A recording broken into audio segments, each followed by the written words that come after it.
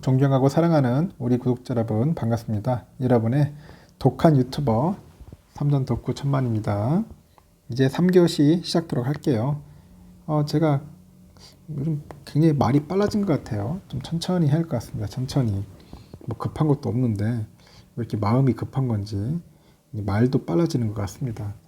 천천히 한번 하도록 할게요. 2교시에는 제가 그 삼성전자 내년 아무래도 또 D램 메모리 반도체가 뭐 살얼음판이라고 하는 것 같은데 일단은 상반기까지는 안 좋을 것 같은데 하반기 때는 풀릴 것 같은 느낌이 들어요. 근데 전문가들마다 다 달라요. 지금 다 달라서 누구 말이 맞는지 모르겠어요. 누구 말이 맞는지 뭐 애널리스트들이 전망치도 그렇고 뭐 반도체 전문가들이 얘기하는 것도 그렇고 우리 무슨 시장 조사기관이 얘기하는 것도 그렇고 뭐 투자 뭐 자문회사나 뭐 운용사들 다 달라요. 어느 정도의 다 오차는 있더라고요. 하여튼 내년 상반기까지는 썩 좋지 않은 것 같고 우리는 어떻게 대응을 해야 할지도 한번 고민을 좀 해봐야 할 것 같아요. 이번 시간에도 비슷한 내용일 수도 있는데 일단은 3분기 호실적에도 주가는 결국은 0.8% 상승하는데 그쳤어요. 아주 재미없이 주가가 올랐죠. 지금 미국의 IB들, 골드만삭스, 뭐 모건 스탠리 이런 애들은 지금 막 비중 축소를 하라고 난리예요. 왜 비중 축소를 하라고 할까? 얘들이 뜬금없이 지들이 비중 축소하면 되지. 왜 자꾸 그런 의견을 제시를 하는지 한번 깊게 생각해 볼 필요가 있을 것 같습니다. 일단은 삼전은 올 3분기에 역대 최대 분기 매출을 기록을 했는데 반도체 업황 우려에 따른 그런 외국인의 그 매도세에 주가는 횡보하고 있다. 그렇게 보시면 될 것 같고요. 삼성전자는 28일 개장 전에 올해 3분기 매출이 73조 9,800억이죠. 영업이익은 15조 8,200억이고요. 이렇게 기록을 했습니다.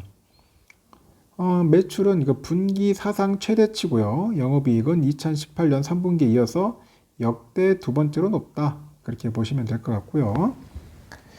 근데 여기서 보면은 삼성전자 주가는 개장 직후에 하락세로 출발을 했었어요. 쫙 빠졌다가 다시 또 상승 전환해가지고 뭐 하여튼간 뭐 다시 또 빠졌지만은 77,000원으로 이제 마감을 한 겁니다. 어제.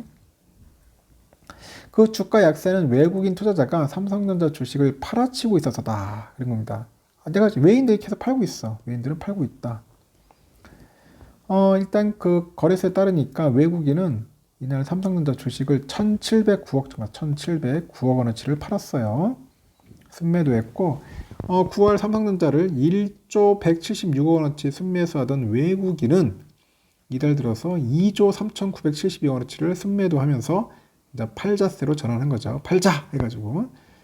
그러다 보니까 삼성전자 주가는 이달 12일에서 14일 종가 기준 7만 원 선이 뭐 무너지기도 했죠. 일단은 그 삼성전자 주가가 역대 최대 실적에도 횡보하는 것은 뭐냐? 외국인의 매도세가 원인이 아니냐? 뭐 그런 얘기겠어요. 외국인의 매도세. 이 같은 매도세는 그 해외 그 금융투자업계가 메모리 반도체 업황 그 악화 우려에 삼전의 향후 수익성, 그 주가 전망을 아주 부정적으로 보고 있기 때문이다. 그렇게 보고 있습니다. 내가 보는데 돈 잘 버는데 왜 자꾸 이렇게 부정적으로 볼까요? 이렇다 보니까 삼전의 그 주가에 대한 부정적인 의견도 적지 않다. 그렇게 봅니다. 미국의 정보회사 샘퍼드 번스틴이죠. 샘퍼드 번스틴. 정보회사에서 25일 내놓은 보고서에 대면 삼성전자에 대한 매도 의견을 제시를 했다. 얘들은 뭐 그냥 막 매도 의견 막 잘 내요. 그냥 매도는 냈다.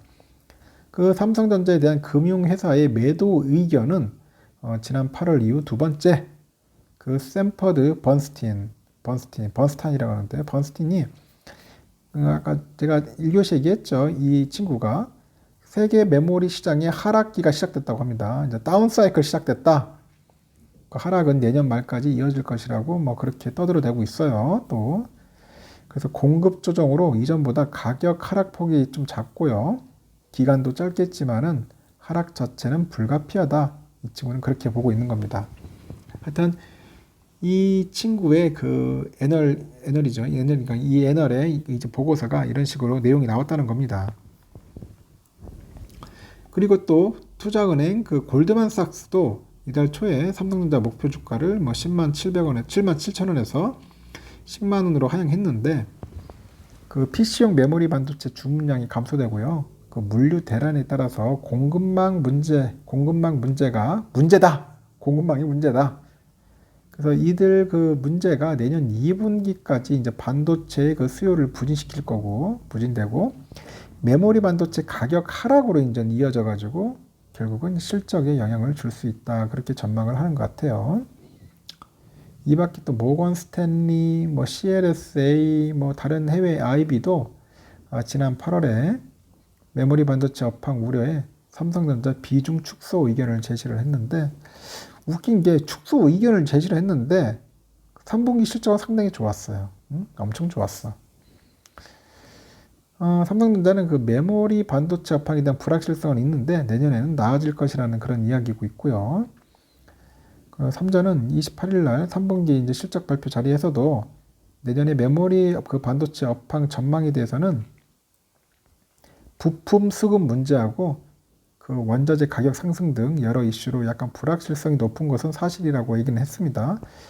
그러면서 내년 하반기부터는 상황이 완화되는 분위기가 형성될 것이다. 그런 얘기를 했습니다. 삼성은 그렇게 얘기를 했다는 거죠. 하지만 투자 은행들, 뭐 골드만이나 이거 외국계들은 지금 보니까 자기들은 안 좋다고 이제 매도 의견, 아니면 비중 축소 의견 이런 것들을 제시를 하는 겁니다.